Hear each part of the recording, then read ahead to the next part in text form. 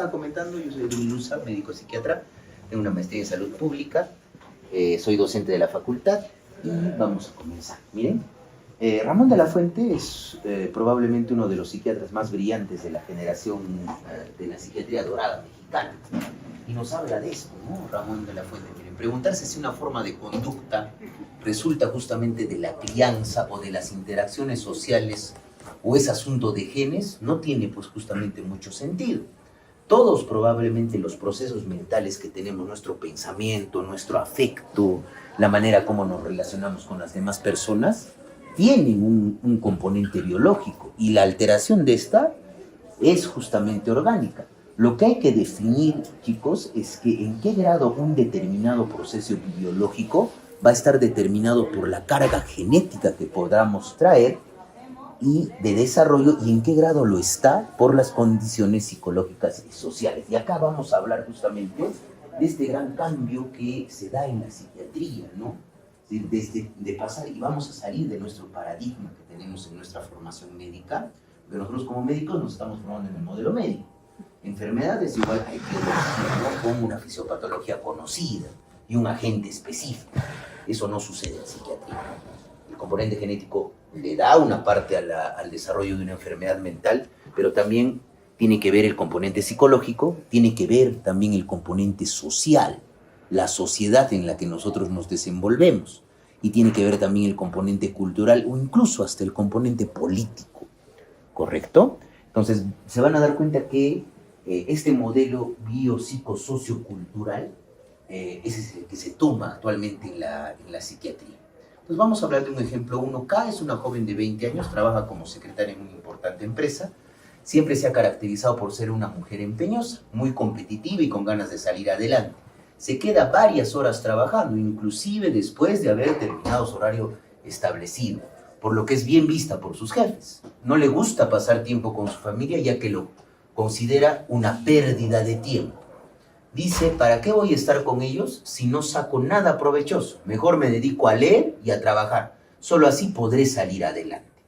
Desde hace 3 semanas, ha notado que se siente más irritable ante cualquier pequeño error de sus compañeros de trabajo, reacciona muy airadamente, además ha dejado de dormir de forma adecuada. Comenzó a sentir dolor en su cuello y notó que se le estaba cayendo el cabello. Cuando sus compañeros de trabajo le hicieron notar esto, ella dijo, es solo estrés. No tengo ninguna enfermedad. Si tuviera cáncer, ahí sí se preocupan por mí. Solo déjenme trabajar. Entonces, a ver, ¿qué creen que está pasando con la paciente, chicos? Es normal que de repente esté irritable, es normal que de repente no quiera tener una adecuada relación con sus familiares, que única y exclusivamente se dedique a trabajar y a trabajar. Es algo normal, ¿no? ¿Ya? Y nosotros podríamos decir que ella es una persona saludable. Está funcionando todavía, ¿no es cierto? Es decir, está trabajando, ¿correcto? Pero es una persona saludable, y acá vamos a ver la gran diferencia entre lo que es salud mental y lo que es psiquiatría. Son dos cosas bien diferentes, ¿correcto? Sí, ahora miren, antes de conocer lo que vamos a tratar en nuestra práctica psiquiátrica, tenemos que conocer los conceptos clave para poder entender lo que es, ¿no es cierto?, nuestra clínica psiquiátrica. ¿Sí? Ahora vamos a hablar de lo que es salud mental. Y este tema es un tema bien tocado por la prensa, es bien tocado en cada momento. La salud mental, la salud mental, la salud mental. Pero realmente hablamos de salud mental, pero trabajamos en mejorar la salud mental, primeramente nuestra salud mental y probablemente después la salud mental de nuestra familia, la salud mental de nuestra sociedad, probablemente.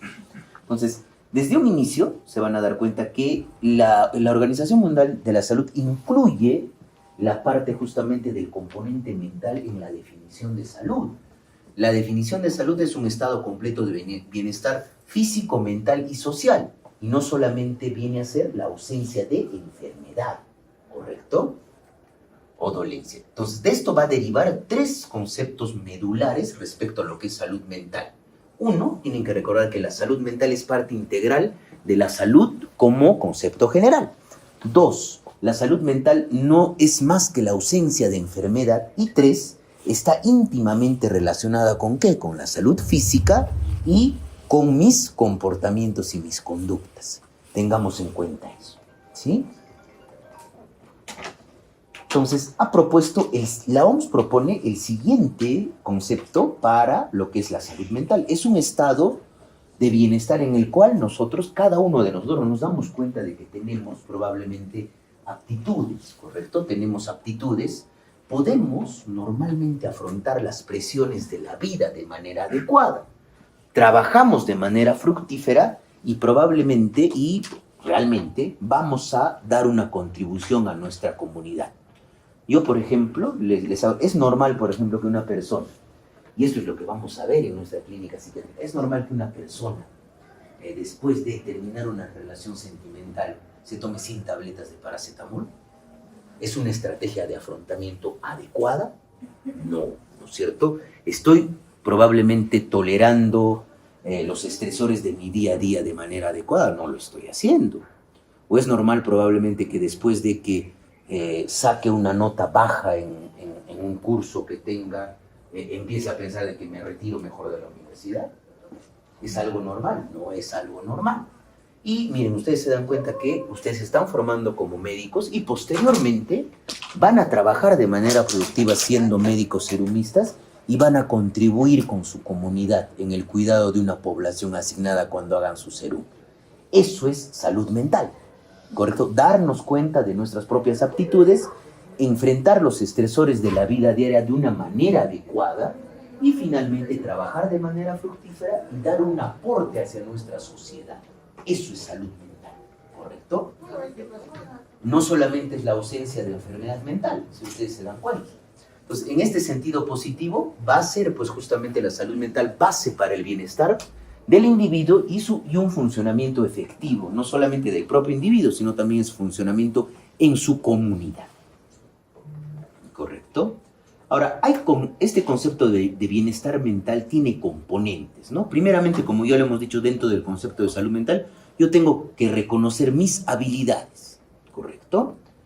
Además, estos defectos, estas habilidades me permiten ser funcional, me permiten funcionar día a día, me permiten trabajar, me permiten estudiar, ¿correcto? Y enfrentar los problemas de la vida diaria de manera cotidiana. ¿Sí? Y de esta manera, yo, con esas aptitudes, con esas habilidades que tengo, enfrento estresores del día a día de manera efectiva.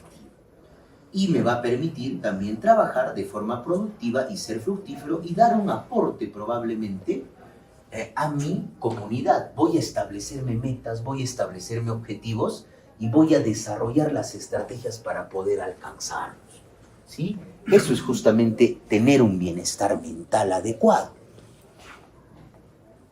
Entonces, ¿cómo se expresa la salud mental? Los problemas de salud mental constituyen problemas, como ya lo hemos dicho, multisectoriales. No solamente son problemas que le atañen al médico psiquiatra. No.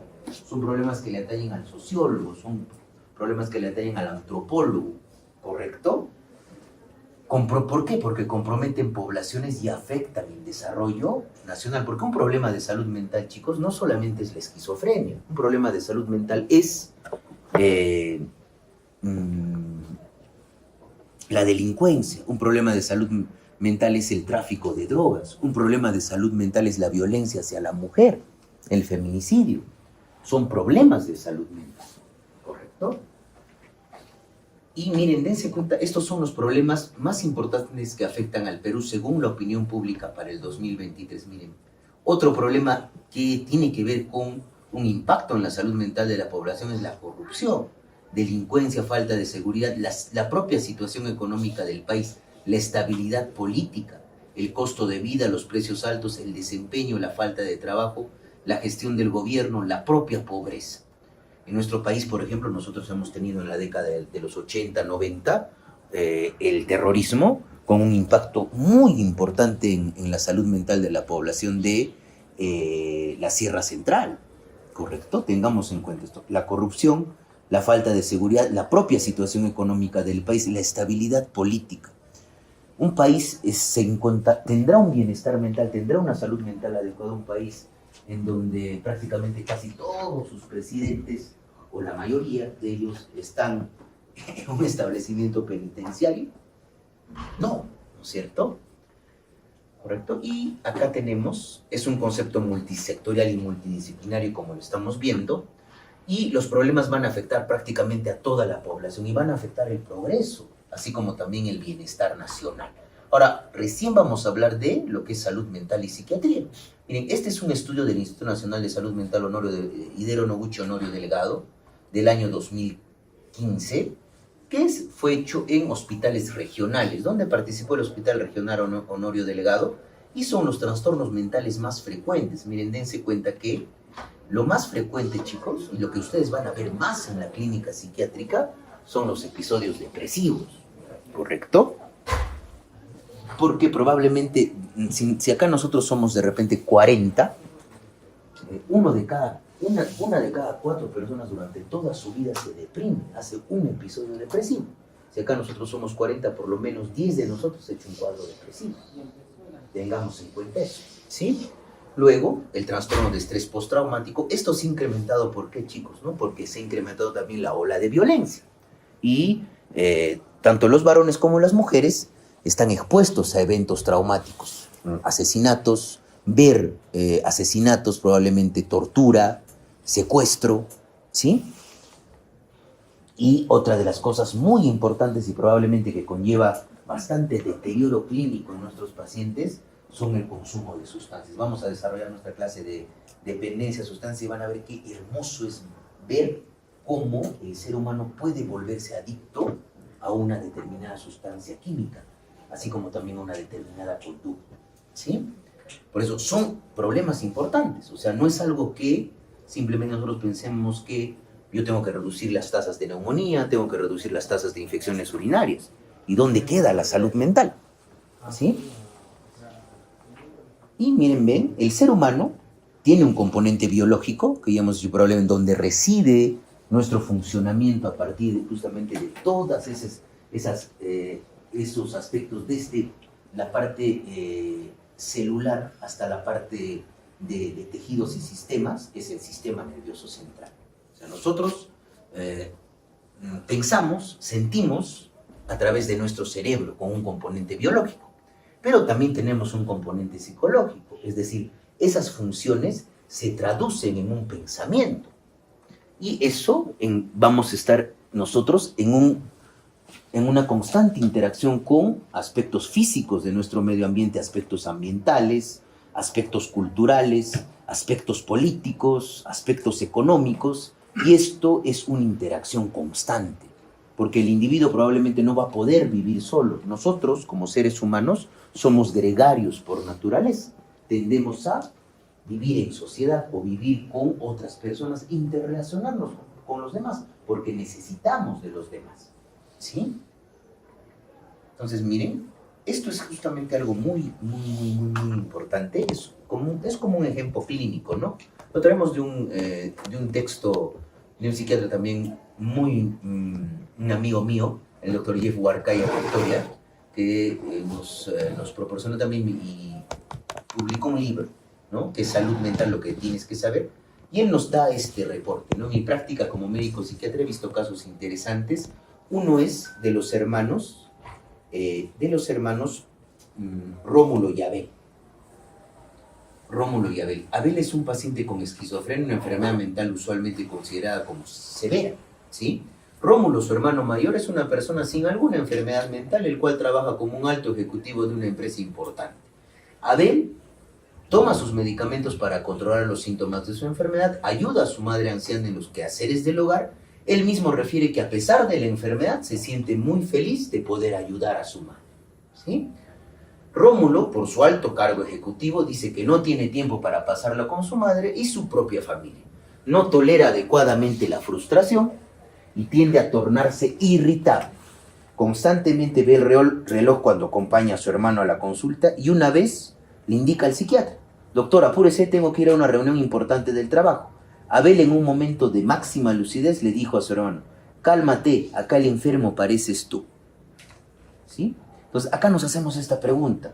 Como vemos, Abel tiene una enfermedad mental, es decir, tiene una esquizofrenia, pero tiene una buena salud mental. ¿Por qué? Porque es productivo, se relaciona bien con su mamá, la ayuda, pero su hermano Rómulo, a pesar de no tener una enfermedad mental, goza de una buena salud mental, está irritable, está más preocupado en el trabajo.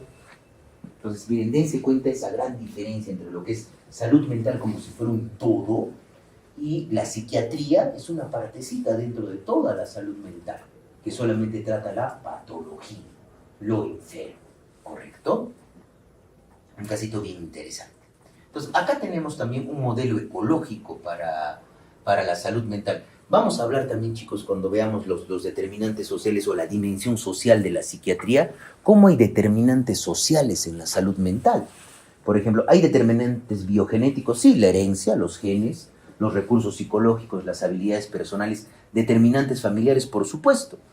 Una adecuada crianza, un apego seguro al niño cuando crece en un entorno familiar, satisfacción de necesidades básicas, por supuesto. ¿Ustedes creen que un niño que vive en un pueblo joven donde no hay acceso a agua potable, no tiene luz, no tiene servicios básicos, no tendrá un factor de riesgo para poder desarrollar no solamente enfermedades físicas, sino que se deteriore su salud mental?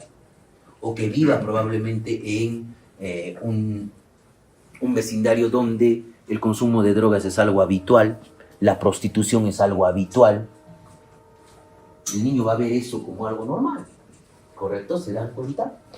¿Sí? Y los determinantes sociales, ¿no? Las representaciones sociales, los valores sociales, los factores económicos, los factores socioculturales, las redes sociales, el medio ambiente y los estilos de vida. Igualmente, miren, y esto acá justamente les pongo, ¿no? ¿Ustedes no creen que la pandemia por SARS-CoV-2 ya nos está trayendo probablemente hasta ahora los primeros resultados en aumento de la frecuencia de cuadros de ansiedad y cuadros depresivos? Por supuesto que sí. En la misma pandemia, revisando estudios, chicos, se incrementó la dependencia a sustancias psicoactivas. A pesar de que de repente el fumar tabaco era un factor de riesgo para hacer un COVID severo o grave, las personas seguían comprando cigarrillos. Correcto. ¿Se dan cuenta? La violencia, por supuesto, la baja calidad de vida, la corrupción y la desmoralización. Igualmente también lo que sucede con la migración, ¿no? Nosotros hemos tenido, por ejemplo, el gran éxodo de venezolanos en el año más o menos 2015, 2016, 2017, y recién probablemente estamos teniendo ese impacto sobre diferentes sistemas, diferentes áreas de nuestros sistemas de salud, ¿correcto? Y esto tiene que ver con una capacidad probablemente de adaptarme a los problemas y poder establecer una estrategia para afrontar de una manera adecuada los problemas del día a día, que es la resiliencia, ¿sí? Y finalmente, cuando esto sobrepasa el umbral de afrontamiento, ya se van a empezar a expresar conductas anormales. Y esas conductas anormales se van a cristalizar en síndromes psiquiátricos que van a tener que ver con trastornos psiquiátricos de la conducta, lo que vamos a ver en nuestra psiquiatría clínica. Ansiedad, depresión, adicciones, psicosis. ¿Correcto? Y esto es algo muy importante. Miren, chicos, vamos a hablar del concepto de salud mental global. ¿Correcto? Esto es un concepto que más o menos desde el año 2009, 2010 ya lo maneja la Organización Mundial de la Salud. Este cuadrito, ¿por qué les traigo? Miren, chicos, acá tenemos los diferentes trastornos mentales y los rangos etarios y en qué rangos etarios están mucho más frecuentes. Y miren, dense cuenta, ¿no? Los cuadros depresivos son los cuadros más frecuentes, incluso desde los 5, 6, 7 años, y tienen picos, miren, dense cuenta. También está después de esto el trastorno bipolar, están los trastornos de ansiedad, miren. Y acá algo importante, chicos, se van a dar cuenta, cómo nosotros vamos a poder valorar ese impacto desde el punto de vista epidemiológico de la carga de enfermedad de las enfermedades mentales sobre el funcionamiento del paciente a partir de los dailies. Los dailies son años de vida ajustados por discapacidad, ¿correcto? Esos son dailies. Ahorita les voy a explicar bien eso, ¿sí? Entonces, y son miren, en miles, ¿no? Miren cuántos años de vida ajustados por discapacidad traen los cuadros depresivos. llegan a 8.000 años de vida ajustados por discapacidad. Es decir, son 8.000 años perdidos asociados al impacto que tiene un cuadro depresivo en un paciente. ¿Ya? Y esto se vuelve probablemente una cifra más grande porque son poblaciones también más grandes, ¿sí? Correcto. Y es ya conocido, ya hemos visto, ¿no es cierto?, que hay un impacto de la enfermedad mental en la persona que la padece. Pero, ¿de qué manera, desde el punto de vista científico u objetivo, vamos a poder medir este impacto, peso o carga? Midiendo la pérdida de años de vida saludables perdidos por justamente el impacto de esa enfermedad mental en función de dos indicadores: muertes prematuras y discapacidad que genera la enfermedad mental a lo largo de un año. Por tanto, estos Daily Disability Adjusted Life Years, o años de vida ajustados por discapacidad ABAD, nos permiten medir el peso global de la enfermedad mental. ¿Se han dado cuenta, no? 8.000 años de vida perdidos, ajustados, ¿no es cierto?, por los cuadros depresivos. No es una cifra importante, a ver, díganme. En cambio, digamos, en medicina sí nos va a importar más que todo, probablemente en otras áreas de la medicina, las muertes prematuras, ¿no?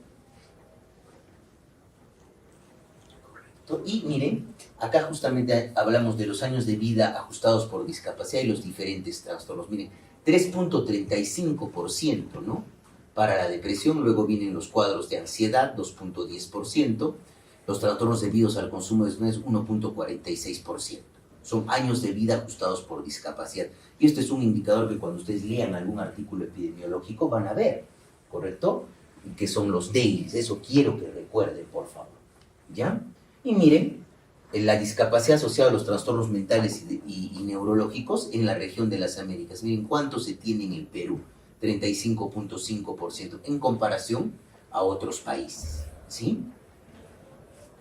Y ahora vamos a hablar, ya para terminar esto, respecto a las metas y los retos respecto a salud mental global. Ahora, ¿qué es lo que nosotros tenemos que tratar de ver, no? Ya hemos visto, hemos aprendido cómo probablemente el impacto, la carga que tiene una enfermedad mental sobre el impacto funcional en el individuo, es decir, los dailies.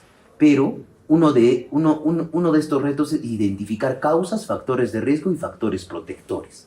Identificar factores biológicos y factores sociales modificables, porque probablemente la genética no la vamos a poder modificar, pero sí podemos mejorar las condiciones de vida de una población, sí podemos modificar el acceso a servicios de salud mental adecuados, sí podemos modificar, y con ustedes, por ejemplo, en el primer nivel de atención, podemos desarrollar estrategias preventivo-promocionales para mejorar la salud mental de la población en general y probablemente también de nosotros mismos, ¿sí? ¿Y cuál es el impacto también de la pobreza, la violencia, la guerra y la migración?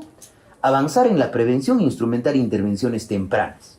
Reducir justamente el tiempo de aquellos pacientes que no están siendo detectados y no están siendo tratados. Desarrollar intervenciones de prevención primaria. ¿Qué es la prevención primaria? Es evitar que la enfermedad se desarrolle, ¿correcto? Proteger, ¿y a quiénes tenemos que proteger, chicos? A los niños, ¿no es cierto? Eliminar justamente el abuso a menores, porque ustedes se van a dar cuenta que un indicador de psicopatología posterior es justamente la negligencia en el cuidado de los niños y el abuso físico, psicológico, sexual aún a edades tempranas. Se van a dar cuenta que cuando hagamos depresión, cómo ese abuso sensibiliza el eje hipotálamo hipófiso suprarrenal y lo hace a ese individuo más susceptible frente a un nuevo estresor a desarrollar un cuadro depresivo. Se van a dar cuenta. Y ampliar el acceso a los tratamientos disponibles y fortalecerlos.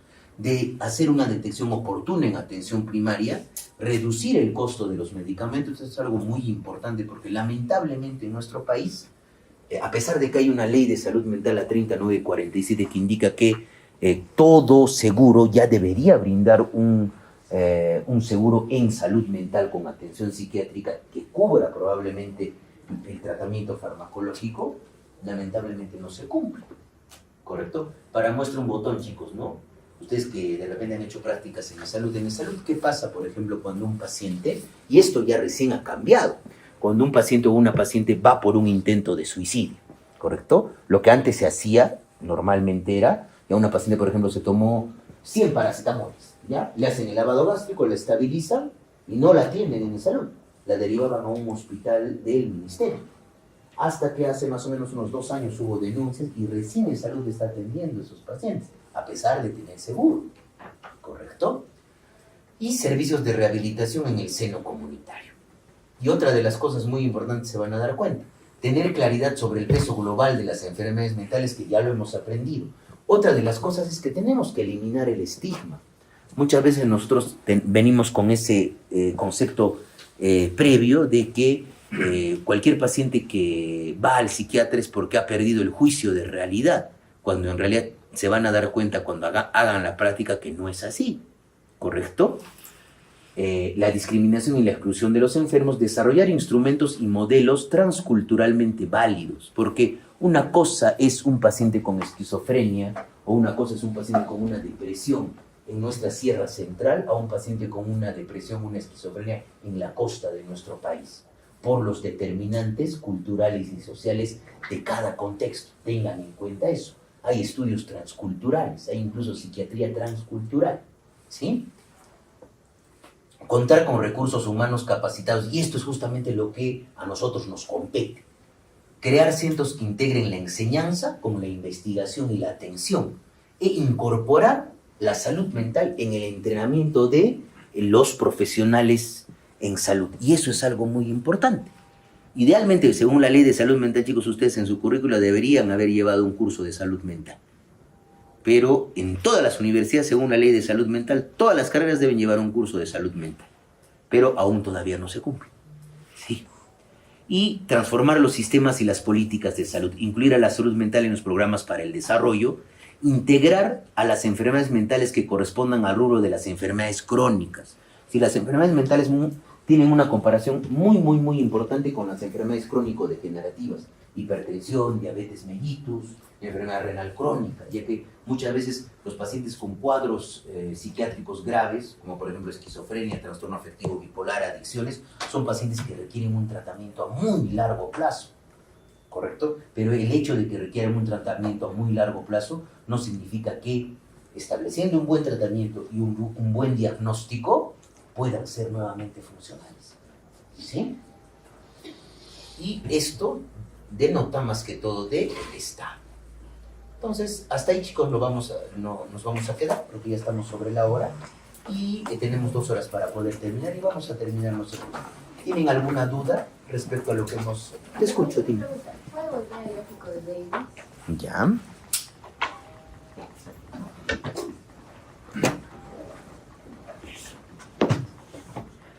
Ya. Ve que más o menos por los 4 años empieza a aumentar las enfermedades de trastornos infantiles de comportamiento. ¿Por Sí. qué es que se mantienen tantos años? O sea, ¿por qué sigue? A ver, Empieza a los estamos acá 4 con... y se mantiene tanto tiempo? Y es que justamente son propios, los trastornos del comportamiento en el niño son propios justamente pues del niño, ¿no? Y a veces no se interviene de una manera adecuada. ¿Y cuáles son estos? Ya, los trastornos asociados, digamos, al comportamiento del niño, está uno, el trastorno negativista desafiante o oposicionista desafiante, luego tenemos el trastorno de conducta y el trastorno de conducta disocial. Son esos 2 trastornos, que lo vamos a ver cuando hagamos justamente psiquiatría del niño y del adolescente. Pero yo quiero que recuerden, por ejemplo, esto. Esos 2 trastornos, tanto el trastorno negativista desafiante como también el trastorno de conducta disocial, son precursores de trastornos de personalidad en el adulto. Ya, un paciente que tenga, por ejemplo, un trastorno de conducta disocial, es muy probable que termine desarrollando o un trastorno disocial de la personalidad o un trastorno de inestabilidad emocional de la personalidad de tipo 2. Esos son precursores de eso. ¿Ya? Por eso es muy importante intervenir justamente muy bien. ¿Cuál es tu nombre? Angelique. Ya, entonces es muy importante tener en cuenta eso, ¿no? Es decir, es importante la prevención desde niños, ¿correcto? Desde niños. ¿Ya? Les agradezco, chicos. ¿Alguna pregunta más? ¿Ha quedado todo claro? Ya, les agradezco mucho por su tiempo. ¿Ya? Nos vemos el día jueves.